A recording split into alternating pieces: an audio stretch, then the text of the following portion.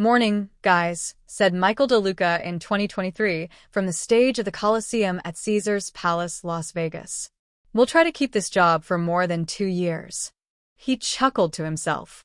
At the time, DeLuca was rehearsing to an empty house at CinemaCon, the annual convention of movie theater owners, beside his longtime friend and Warner Brothers Pictures co-head Pamela Abdy. The duo had just taken the helm of the storied Hollywood studio, home to everything from The Jazz Singer to all 8 movie installments of Harry Potter. DeLuca told the joke to acknowledge how swiftly he and Abdy had just vacated their jobs as heads of MGM's film division for the chance to run 102-year-old Warner's. His zinger didn't wind up in the final presentation. Fast forward another 2 years, and no one at Warner Brothers is laughing even a little. Under DeLuca and Abdy's watch, yes, Warner Brothers had 2023's monster hit Barbie, which was technically greenlit under the regime of their predecessor, Toby Emmerich.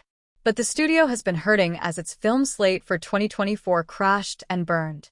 So far in 2025, a pair of movies about doppelgangers, which rely heavily on special effects, Bong Joon-ho's Mickey 17 with Robert Pattinson and The Alto Knights with Robert De Niro, will set the studio back at least $110 million in losses. Until this month, DeLuca and Abdy hadn't seemed as concerned with the balance sheet at Warner Brothers. Over their long career, the pair have branded themselves as filmmaker champions who love to take big swings. But with morale on the lot dangerously low, industry-wide chatter and numerous reports suggest that DeLuca and Abdy's days running Warner Brothers could be numbered. Sources say the pair have lost the confidence of Warner Brothers Discovery CEO David Zaslav, whose impatient management style is focused on the bottom line. As the rumor mill has gone into overdrive, the town has whispered that Peter Safran, the co-chairman of WB's DC Films with James Gunn, could possibly inherit control of all of Warner Brothers if things continue to go south.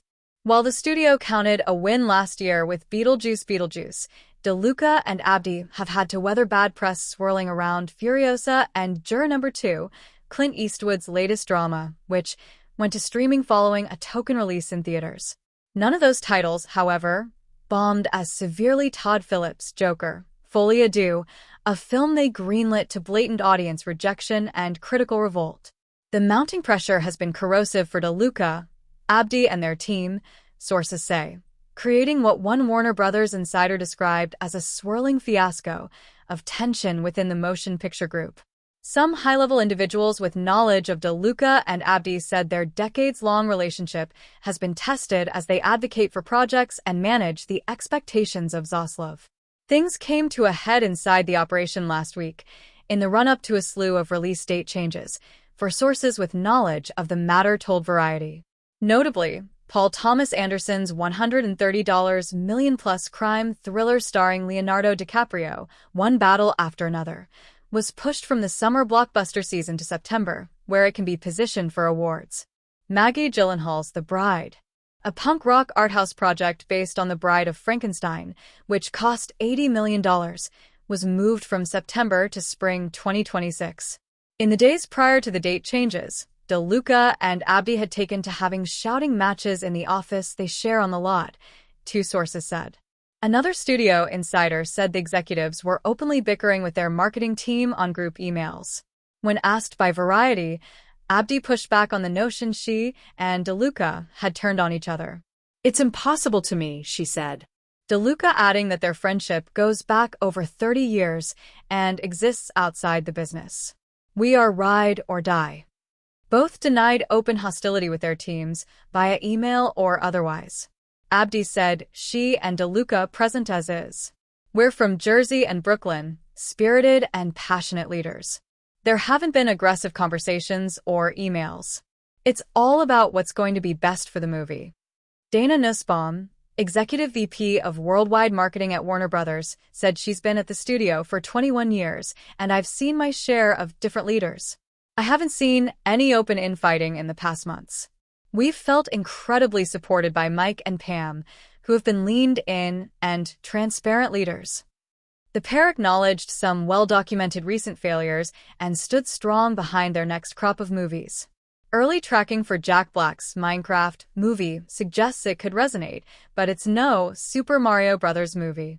Abdy and Luca are particularly bullish on Sinners, an original piece of vampire IP from Black Panther director Ryan Coogler, which is currently tracking at a decent $40 million three-day opening.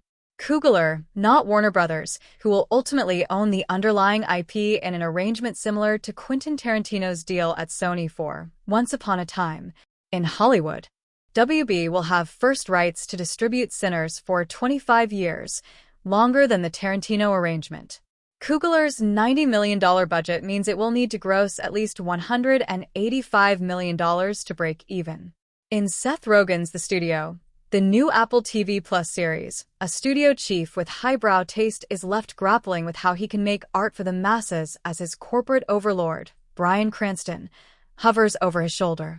It's a problem that seems to be playing out at Warner Brothers, especially on expensive auteur projects like those from Anderson and Gyllenhaal. One individual with insight into DeLuca and Abdy's dynamic said director Anderson has long been Mike's person, whereas Gyllenhaal's The Bride is Abdy's baby.